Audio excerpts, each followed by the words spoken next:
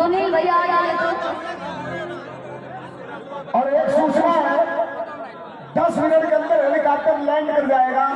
ये रास्ता जो है बीच का प्रशासन की ओर से निवेदन है कि इसको खाली करवा दें, आप लोग रास्ता को खाली करवा दें।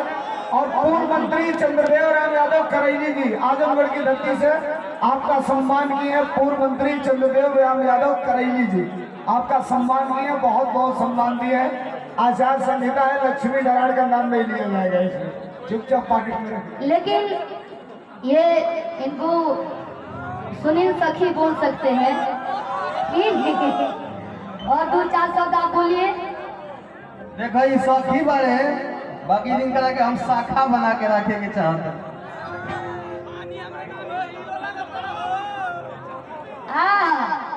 लेकिन का नहीं फिर हम अभी स्टाइल बदल जाइए। शादी हो गई बात वो लड़का बड़ा सा। हाँ हमारा हाइट हमारा तो बड़ा नहीं बड़े था।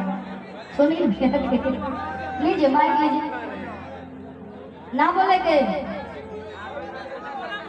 हेलो कहाँ बा? ठीक बा?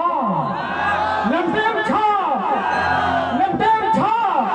खेसारी भैया, खेसारी भैया।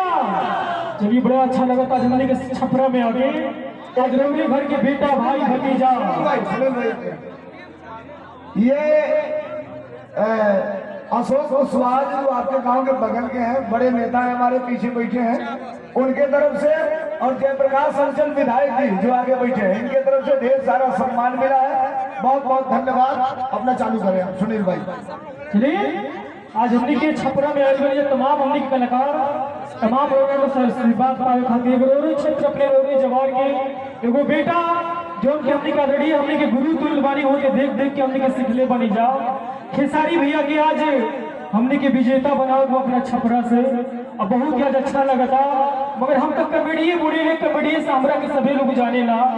आज तमाम हमने के माता बहन बेटी सभी आई वालों सबके एक बार मंच के माध्यम से पर गोड़ छुई फोड़ लगता नहीं कहीं ताली बजा कर हमने को आशीर्वाद दे दिया। आई कबो कबो हमने के घर में हमने के जवान में देखिए परिवार खड़ा बैठल।